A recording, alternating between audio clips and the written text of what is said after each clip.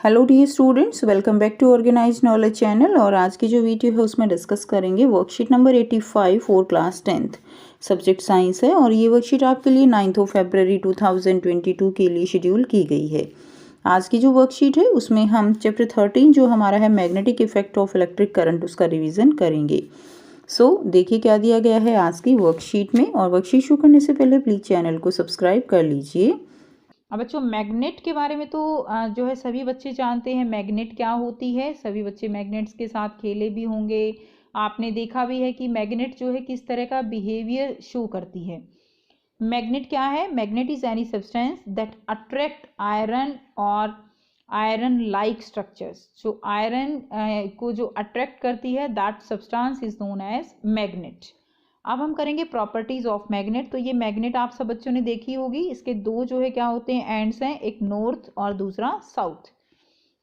Now properties क्या है? Every magnet has two poles, like pole repel each other. जो like poles होते हैं लाइक एन एन, वो क्या करेंगे? एक दूसरे को रिपेल करेंगे।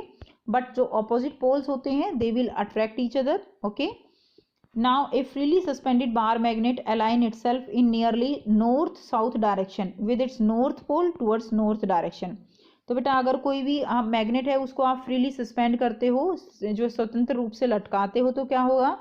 उसका जो नॉर्थ जो पोल है वो जो है नॉर्थ डायरेक्शन, जो डायरेक्शन है उसमें अपने आप ही चला जाएगा, और जो साउथ पोल है वो साउथ डायरेक्शन में जो है लाई करेगा।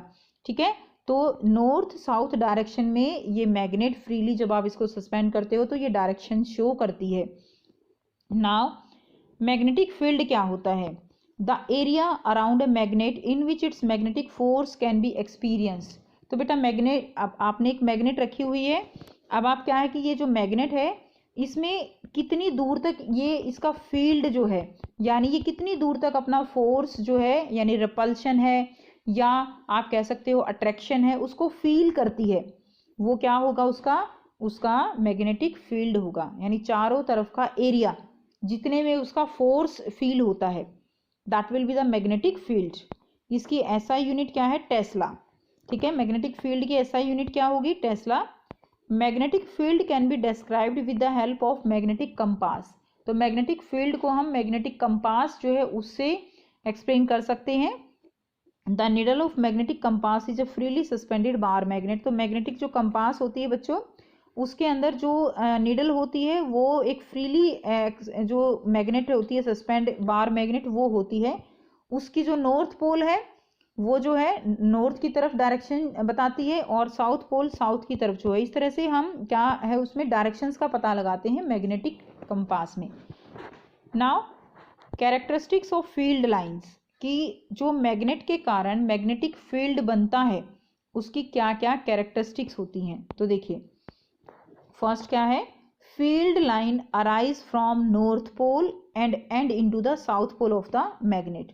जो फील्ड लाइन है वो अराइज कहाँ से होती है? नॉर्थ पोल से अराइज होती है, और वो जो है कहाँ पे? साउथ पोल पे एंड होती है उनका। ठीक है, तो नॉर्थ पोल से वो जो है अराइज होंगी, साउथ पोल पे चली जाएंगी। इस तरह से उनकी जो है क्या होती है बच्चों? डायरेक्शन होती है। अब देखिए field lines are closer, field lines are close curve. तो बेटा ये जो फील्ड लाइंस होती हैं ये जो है क्लोज कर्व की रूप में होती हैं, ऐसे कंप्लीट जो है ये कर्व होता है। Okay, field lines are closer in stronger magnetic field. जहां फील्ड लाइन क्लोज होंगी, ये हमारे पास मैग्नेट है, जहां ये बिल्कुल एक दूसरे के क्लोज होती हैं, तो इसका मतलब क्या है कि वो क्या है? वो स्ट्रॉन्ग मैग्नेटिक फील्ड है। ठीक है, और ये दूर होंगी तो इट मीन्स क्या है कि वो जो है मैग्नेटिक फील्ड वो स्ट्रॉन्ग नहीं है। Next, field lines never intersect each other. अब बेटा जो फील्ड लाइंस होती हैं वो एक दूसरे को इंटरसेक्ट नहीं करती हैं, यानी ऐसा नहीं है कि ये एक यहाँ से निकली दूसरी जो है वो क्या करेगी? वो जो इसको काटते हुए ऐसे चली जाएगी, ऐसा कभी नहीं होता। ये क्लोज कर्व की फॉर्म में होती हैं, मैंने बताया पहले भी आपको, ये क्लोज कर्व होती हैं ऐसे, तो ये ऐसे इंटरसेक्ट नहीं करेंगी। अब ये क्या है कि जहां पर भी ये इंटरसेक्ट करती है, मान लीजिए इस पॉइंट पर इंटरसेक्ट कर गई, अब यहाँ पर क्या होगा? मैग्नेटिक फील्ड की टू डायरेक्शंस जो है शो होंगी, जो कि पॉसिबल नहीं है। ठीक है, तो इसीलिए ये कभी भी लाइंस एक दूसरे को इंटरसेक्ट नहीं करती। नेक्स्ट देखिए number 5, direction of magnetic lines inside a magnet is from south to north. अगर हम मैग्नेटिक फील्ड जो मैग्नेट है उसके अंदर देखें तो ये नॉर्थ है, ये साउथ है। नॉर्थ से तो ये डायरेक्शन, ये जो है फील्ड निकलेंगी और साउथ में जो है ये ऐसे जो है यहाँ पर एंटर करती हुई एंड होती हुई दिखाई देती हैं। तो अब मैग्नेट के अंदर जो डायरेक्शन है वो क्या है, मैग्नेट के अंदर डायरेक्शन साउथ टू नॉर्थ हो जाती है। तो आप इस बात पे ध्यान दीजिए। मैग्नेट देखिए हमने अभी यहाँ पे किया ना, ये नॉर्थ है ये साउथ है, नॉर्थ से निकली साउथ पे गई, ठीक है, इस तरह से। अब ये तो हो गया आउटसाइड मैग्नेट का, नॉर्थ टू साउथ। अब अगर हम अंदर देखें तो ये देखिए ऐसे ऐसे होंगी ना, तो ये अंदर आ गई, तो अंदर मैग्नेट के अंदर जो डायरेक्शन है वो क्या हो गई, साउथ टू नॉर्थ हो गई। Next point, the relative strength of magnetic field is shown by degree of closeness of field lines. Magnetic field जो है, जितनी जो लाइंस है फील्ड लाइंस वो एक दूसरे के जितनी ज़्यादा क्लोज होंगी, इट मीन्स मैग्नेटिक फील्ड जो है वो उतना ही स्ट्रांग है। ओके, जितनी ज़्यादा एक दूसरे के नज़दीक होंगी मैग्नेटिक फील्ड जो है वो उतना ही क्या होगा, स्ट्रांग होगा। जितनी दूर दूर होंगी इट मीन्स कि वो जो है क्या है, स्ट्रांग नहीं है। अब यहाँ पे आपको ये डायग्राम दिखाया गया है, इसमें क्या किया गया है, यहाँ पर आयरन फिलिंग्स ली गई है और मैग्नेट ली गई है। आप एक पेपर के ऊपर ये एक्टिविटी कर सकते हो। मैग्नेटिक जो इस तरह मैग्नेट लेके पेपर के ऊपर आप इसको रख के, और जो आयरन फिलिंग्स होती हैं, लोहे का चूर्ण जो होता है, उसको इस पे बिखरा दीजिए और पेपर को ऐसे थोड़ा टैप टैप कर दीजिए, ठीक है। अब क्या होगा कि इस तरह जो है सारा जो आयरन फिलिंग्स हैं वो ऐसे कर्व में अरेंज हो जाएंगे, बिल्कुल यही पैटर्न पे अरेंज हो जाते हैं, जिससे हमें मैग्नेटिक लाइंस, मैग्नेटिक फील्ड के बारे में पता चलता है। तो इस तरह से ये डायग्राम दिया गया है मैग्नेटिक लाइंस का। नेक्स्ट देखिए, H C. Oersted was the first person to state that electric current has magnetic field.